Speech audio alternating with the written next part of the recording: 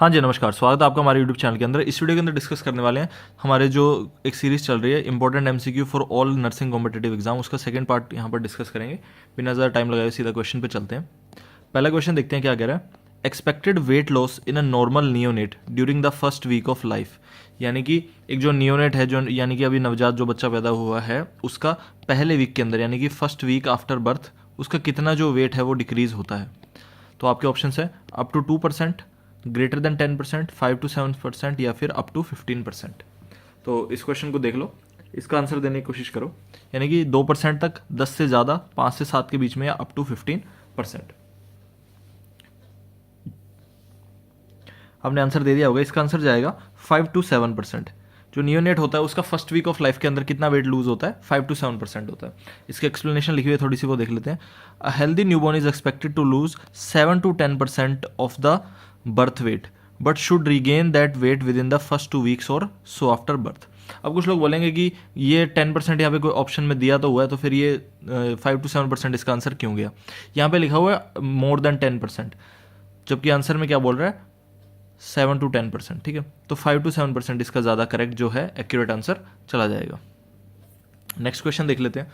अगला क्वेश्चन कह रहा है कि the onset of breast changes occurring in girls during sexual maturation is termed as, यानी कि जो ब्रेस्ट के अंदर चेंजेस स्टार्ट होते हैं सेक्शुअल मैच्योरेशन के दौरान लड़कियों में, उसका क्या नाम होता है?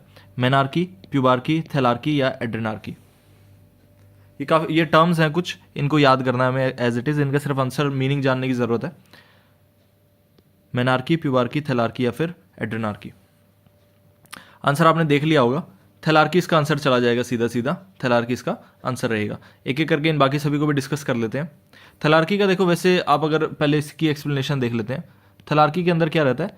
Is also known as breast budding. तो ये एक चीज़ आपको याद रखनी है। And it's the first sign of puberty in girls. Girls के अंदर प्यूबर्टी का फर्स्ट साइन यही होता है। थैलार्की इंपॉर्टेंट है, इसको याद कर लेना। अगला मेनार्की, सिंपल है, ऑनसेट ऑफ मेंस्ट्रुएशन। ऑनसेट का मतलब है स्टार्टिंग होना, ऑनसेट ऑफ मेंस्ट्रुएशन। अगला है, ये पी एक्स्ट्रा यहाँ पे लग गया, प्यूबार्की। इसका क्या मतलब है? Onset of sexual hair growth, यानी कि हेयर ग्रोथ शुरू होना, प्यूबार्की कहला देता है। Adrenarche, onset of androgen production from adrenal glands, इसको एड्रेनार्की बोलते हैं। ये तो 4 कॉमन टर्म्स है। इसके बाद में 2 और हैं। स्पर्मार्की, इसका क्या मतलब है? Appearance of sperms in seminal fluid, यानी कि सीमन के अंदर जब स्पर्म्स का अपीयरेंस होता है उसको स्पर्मार्की बोलते हैं फर्स्ट टाइम। गोनाडार्की, इसका क्या मतलब है? Activation of gonads by the FSH या एलएच, यानी कि पिट्यूटरी हार्मोन्स के द्वारा गोनाड्स का एक्टिवेशन, उसको बोलते हैं गोनाडार्की। इसका आप स्क्रीनशॉट ले सकते हैं, सारा मैं क्लियर कर देता हूं यहां से।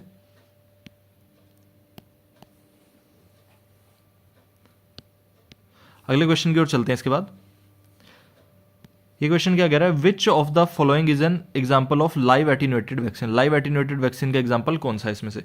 वैक्सीन काफी इंपॉर्टेंट है, इनको अच्छे से याद करना काफी जरूरी है। बीसीजी, हेपेटाइटिस बी, रेबिस या पर्ट्यूसिस। ये सिंपल ट्रिक है, इससे याद आप कर लेना। बाकी इसके अंदर सिर्फ हम ये जानने वाले हैं कि कौन सा इसमें एग्जाम्पल है लाइव एटीन्यूएटेड वैक्सीन का। बीसीजी, हेपेटाइटिस बी, रेबिस या पर्ट्यूसिस। तो इसका आंसर क्या चला जाएगा? इसका आंसर चला जाएगा बीसीजी। लाइव वैक्सीन के जो एग्जाम्पल हैं उनको यहाँ पर याद करना है, ठीक है। तो बीसीजी इसका आंसर चला जाएगा। कुछ और लाइव वैक्सीन के एग्जाम्पल देख लेते हैं। लाइव एग्जाम्पल पहले ये देख लेते हैं वैक्सीन होते क्या हैं। Live attenuated vaccine use a weakened version of a virus or a similar virus to trigger an immune response, यानी कि जो वायरस रहता है उसके एक तो वीक वर्जन को बॉडी में डाल देते हैं जिससे वो डिजीज कोज ना कर सके, या उसी वायरस के ऊपर जिस तरीके के प्रोटीन्स हैं या उस वायरस के ऊपर जिस तरीके का सब्सटेंस लगा हुआ है जो कि इम्यून रिस्पॉन्स क्रिएट करता है, वैसे ही दूसरे वायरस को पकड़ के बॉडी के अंदर इंसर्ट किया जाता है, जिसकी वजह से क्या है, बॉडी इम्यून सिस्टम डेवलप करे और नेक्स्ट टाइम जब वो वायरस या जो भी ऑर्गेनिज्म है वो एंटर करे बॉडी के अंदर, उसके टॉक्सिन्स एंटर करें तो हमें डिजीज ना हो। तो इसके और एग्जांपल्स क्या होते हैं? मम्स, मीजल, रूबेला का वायरस आ जाएगा, येलो फीवर का, रोटा वायरस, इन्फ्लुएंजा, लेकिन कौन सा? Intra nasal. ये जो किल्ड वायरस हैं ये सारे किल्ड वायरस हैं, हेपेटाइटिस बी, रेबिस, पर्ट्यूसिस। ठीक है, बहुत ईजी क्वेश्चन है। अगला क्वेश्चन देख लो। अगला क्वेश्चन क्या कह रहा है? The most effective wavelength of light used for phototherapies. Phototherapy जो बच्चे को दी जाती है जॉन्डिस के अंदर, उसके अंदर सबसे इफेक्टिव वेवलेंथ यानी कि जो लाइट होती है, हम ब्लू लाइट का यूज़ करते हैं इसके अंदर, आपको पता होगा यूवी ब्लू लाइट का यूज़ करते हैं। तो उसकी जो वेवलेंथ होती है वो कौन सी होती है? 100 to 200 नैनोमीटर, 250 to 260, 430 to 490 या फिर 550 to 560। इसमें से कौन से नैनोमीटर की जो है वेवलेंथ लाइट की यूज़ की जाती है? फोटोथेरेपी के अंदर। अब पहले तो ये जानना पड़ेगा फोटोथेरेपी होता क्या है, उसके बाद में इसका आंसर आएगा। चलो पहले आंसर देख लेते हैं।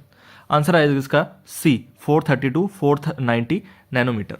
अब कई कई जगह पे अलग अलग दिया हुआ है, 400 से लेकर 500 इसकी रेंज मान सकते हैं, कुछ जगह 490 390 से 470 तक भी दे रखा है, और भी अलग अलग जगह पे अलग अलग बुक्स में अलग अलग आपको मेंशन मिल जाएगा, लेकिन लगभग इसकी रेंज यही जाने वाली है।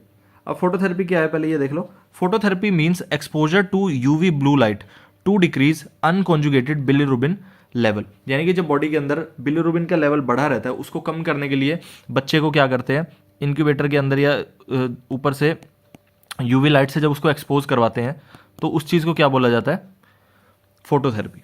अब इसका इंडिकेशन क्या है, यानी कि इसको यूज़ कब किया जाता है, इसका आएगा हाइपर बिलिरुबिनीमिया, यानी कि ब्लड के अंदर बिलिरुबिन का लेवल जब बढ़ जाता है, जिसे जॉन्डिस भी बोल दिया जाता है, वो यहाँ पर आएगा। अब कितना बढ़ जाता है, बिलिरुबिन का लेवल कितना होना चाहिए, 15 ग्राम पर डीएल से ज़्यादा हो 24 से 48 घंटे की एज वाले न्यूबॉर्न के अंदर, 18 mg पर डीएल से ज़्यादा हो 72 आवर्स के बच्चे के अंदर, और 20 mg पर डीएल से ज़्यादा हो किसके अंदर, 72 आवर्स से ज़्यादा की एज वाले बच्चे के अंदर। ठीक है, इतना इसका यहाँ पर चला जाएगा। आगे देख लेते हैं कुछ और इंपॉर्टेंट फैक्ट्स अबाउट फोटोथेरेपी। ये काफ़ी सारे इंपॉर्टेंट है, सभी इंपॉर्टेंट है, इनको एक एक करके देखते हैं। रूम टेम्परेचर कितना होना चाहिए फोटोथेरेपी के दौरान, 28 to 30 डिग्री सेल्सियस, पहली चीज़। दूसरा, कितनी बार दे सकते हैं, 4 to 6 टाइम्स अ डे। तीसरा, ये करता क्या है, ये बिलिरुबिन का जो लेवल होता है, ये अनकॉन्जुगेटेड जो बिलिरुबिन होता है उसको कॉन्जुगेटेड फॉर्म में बदल देता है, जो कि वाटर सोल्यूबल है। अनकॉन्जुगेटेड से जैसे ही कॉन्जुगेटेड में बदलेगा वो वाटर सोल्यूबल होगा, जिसकी वजह से वो यूरिन के थ्रू बॉडी से बाहर निकल जाएगा। It converts unconjugated bilirubin to conjugated bilirubin which is a water soluble form which is excreted from the body through urine. अब अगला इंपॉर्टेंट क्या आता है कि बच्चे की डिस्टेंस कितनी होनी चाहिए, जो लाइट का सोर्स है उससे 45 सेंटीमीटर यहाँ पर डिस्टेंस रखेंगे। ये पांचवा सबसे इंपॉर्टेंट पॉइंट है, इससे क्वेश्चन भी आता है कई बार, वैसे सभी क्वेश्चन के तरीके से इंपॉर्टेंट है लेकिन ये ज़्यादा रहेगा। न्यूबॉर्न जो बच्चा होता है उसकी आंखों को कवर करना है, उसके हेड को भी आप कवर करेंगे, और साथ ही साथ उसके जेनाइटल्स को भी आप कवर करेंगे। ठीक है, eyes to prevent injury to conjunctiva and retina and genitals, बच्चे के जो रिप्रोडक्टिव ऑर्गन है उसको भी कवर यहाँ पर कर दिया जाएगा। ये किस लिए किया जाता है कि वहाँ जो लाइट है उससे डैमेजिंग ना हो। ऑब्जर्व द हाइड्रेशन स्टेटस, अब उसको बच्चे को लाइट में रखेंगे ना तो उसके अंदर क्या होगा, डिहाइड्रेशन के चांसेस रहते हैं, वाटर, तो इसके लिए हाइड्रेशन स्टेटस को भी अच्छे से मेंटेन करना जरूरी है। ये 6 के 6 पॉइंट्स इंपॉर्टेंट है, इनका स्क्रीनशॉट आप ले सकते हैं या इनको अलग से लिख सकते हैं। नेक्स्ट क्वेश्चन पे चलते हैं। ये इजी क्वेश्चन है, the best example for a ball and socket joint is, जो बॉल एंड सॉकेट जॉइंट है उसका बेस्ट एग्जाम्पल कौन सा है, intercarpal joint, knee joint, shoulder joint या फिर स्टर्नोक्लेविकुलर जॉइंट।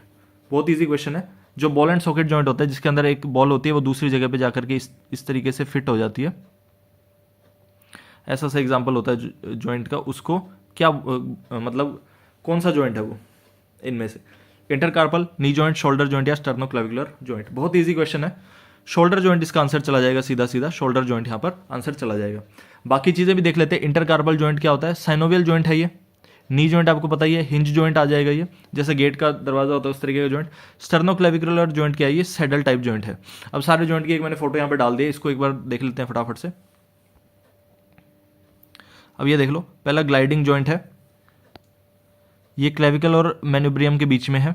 अगला हिंज जॉइंट देख लो, ये ह्यूमरस और अल्ना के बीच में है। इस तरीके का इसका यहाँ पर जो अरेंजमेंट रहता है, इस तरीके से फोटो बनी हुई है यहाँ पे, ये और यहाँ पे जैसा दरवाजे के अंदर। और पिवट जॉइंट है ये एटलस और एक्सिस के अंदर, यानी कि हमारी गर्दन में जो ये जॉइंट होता है जो कि अपने इर्द गिर्द घूमता है एक ही प्लेन पे।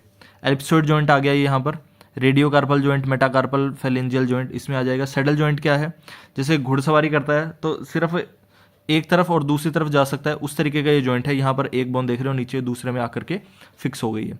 जो बॉल एंड सॉकेट जॉइंट है, जैसा इस क्वेश्चन में पूछा गया था, इसके दो एग्जांपल आते हैं, शोल्डर जॉइंट और दूसरा हिप जॉइंट। हिप जॉइंट इसका ज़्यादा प्रोमिनेंट एग्जाम्पल बन जाता है। तो ये जॉइंट्स का आप टॉपिक रीड करेंगे तो आपको अच्छे से समझ में आ जाएगा, ज़्यादा कुछ इसमें है नहीं। ठीक है, तो ये इसी के साथ में हम सारे क्वेश्चंस को यहाँ पे देखा, हमने काफ़ी सारे इंपॉर्टेंट क्वेश्चन डिस्कस किए। इसके बाद भी अगर आपको कोई डाउट है तो आप पूछ सकते हैं। अब देखो ये वीडियो बनाने के अंदर 5 ही क्वेश्चन डाले हैं मैंने, लेकिन उन्हीं 5 क्वेश्चन से आपके काफ़ी सारे जो इंपॉर्टेंट क्वेश्चन हैं वो यहाँ पर क्लियर हो गए हैं। धीरे धीरे करते हुए क्वेश्चंस के नंबर को भी बढ़ाएंगे और टॉपिक्स की वीडियो भी साथ साथ लेके आएंगे। आप चैनल को सब्सक्राइब जरूर कीजिए, और इसी के साथ ही अगर आपको लगता है कि इंग्लिश में वीडियो पहले देनी चाहिए तो वो वीडियो भी हम स्टार्ट कर देंगे। अभी मैंने हिंदी में वीडियोज़ को जो है स्टार्ट करना शुरू किया इसी चैनल पर।